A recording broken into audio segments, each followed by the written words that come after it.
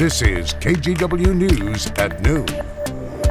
Former President Trump, the current Republican frontrunner for next year's presidential election, is set to surrender to a jail in Atlanta today.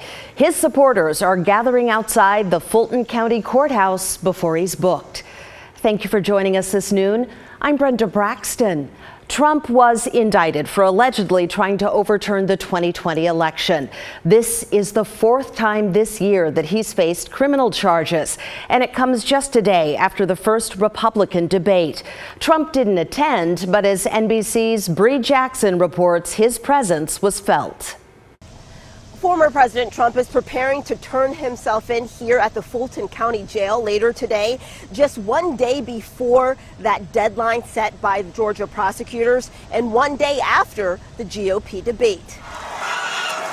8 Republican presidential candidates sparring on the debate stage with one goal in mind: convincing voters they should be the party's nominee. Now is not the time for on-the-job training. We don't need to bring in a rookie. Do you want incremental reform, which is what you're hearing about, or do you want revolution? We will send Joe Biden back to his basement, and we will reverse the decline of this country. Each person fighting to separate themselves on issues ranging from foreign policy to border security. Let's fire the 87,000 IRS agents and hire or double the number of Border Patrol agents. And the economy, and showing divisions over abortion restrictions. Let's find consensus. Can't we all agree that we should ban late-term abortions? Can't we all agree that we should encourage adoptions? I stand behind that we should not have a federal abortion ban. The GOP frontrunner, former President Trump, skipped the debates but remained a major part of the conversation. Whether or not you believe that the criminal charges are right or wrong, the conduct is beneath the office of President of the United States.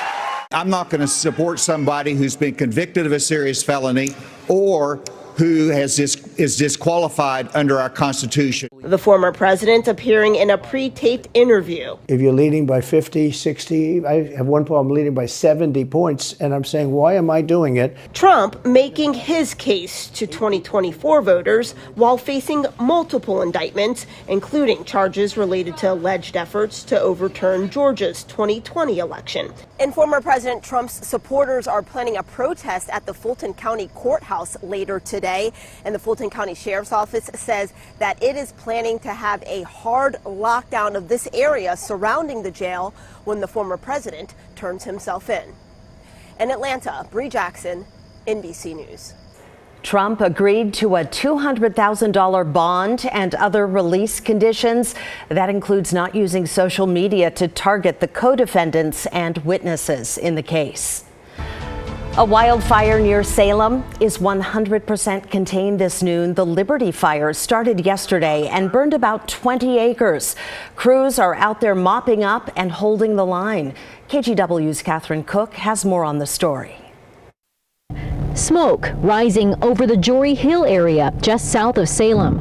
Marion County Sheriff's officials say the Liberty Fire was contained to a 20-acre area. Crews from 7 agencies attacked the flames by ground and air. We've got a lot of wind right now that we're dealing with at the moment, but the teams are pushing it hard. The grass fire started around 2:45. It spread quickly, triggering level 3 go now evacuations.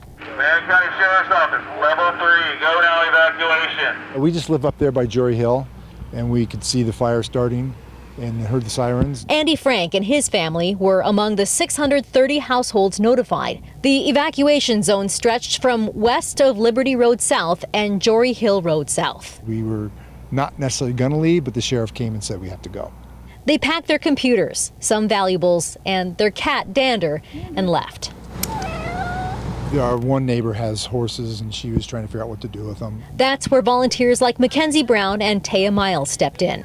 They staged outside Judson Middle School, where evacuees and their animals can go. I went ahead and hooked up my horse trailer and booked it on out here. The women helped evacuate 3 horses and took them to Almsville.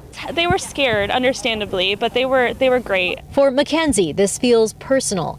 She lost her home to fire last year. I always suggest to people that they don't wait for a level 3, just because fires are wild.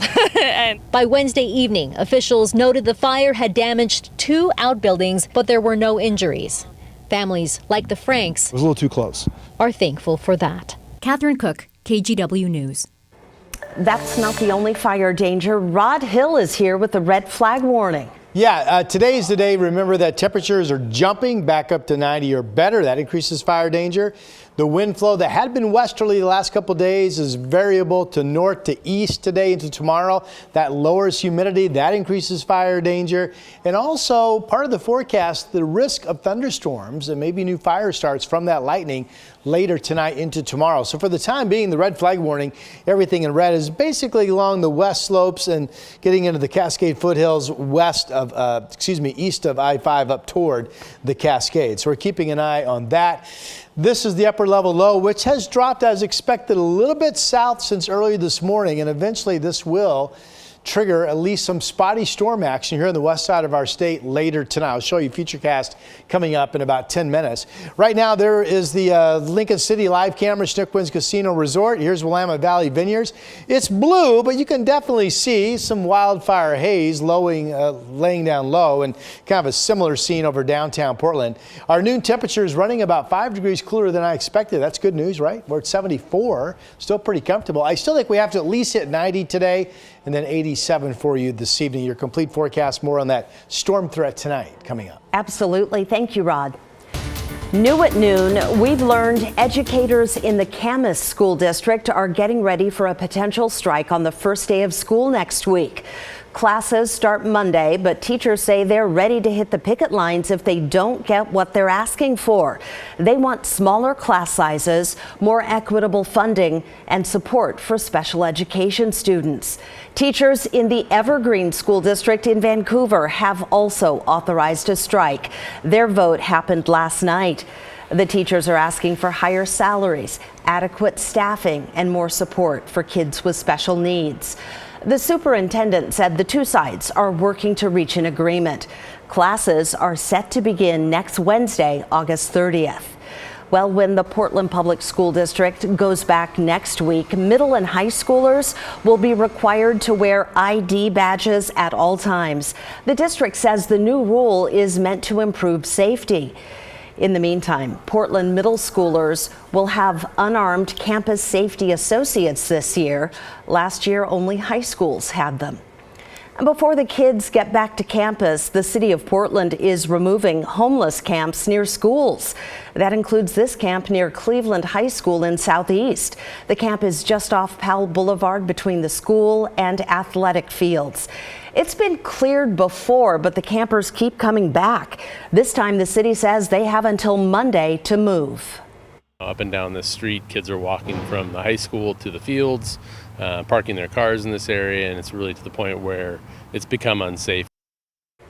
Mayor Wheeler has also asked the governor for $12 million to help stop homeless camps from returning to the same locations. Another example of the problem is this camp on Southwest 13th and Main downtown. The city cleared it Tuesday, but campers came back in less than 24 hours. This spot has attracted young people for years because it's right across the street from Outside In, a nonprofit that serves homeless youth. Advocates say not all the campers came back. They say a number of them moved into Portland's first large-scale city-sanctioned homeless camp. This noon, we're hearing from Multnomah County's auditor about a scathing new report targeting the Joint Office of Homeless Services. We told you about this yesterday at noon. The review found that homeless service providers are frustrated with the county, citing poor communication and late payments. Knowing kind of the challenges that homeless service providers have had, interacting with the Joint Office, getting paid by the Joint Office, is really important because we need providers to be able to be successful and provide the services that will help people get out of the cycle of homelessness that they might be in. The county agreed with a lot of the audit's findings, adding the Joint Office of Homeless Services is focused on correcting past mistakes.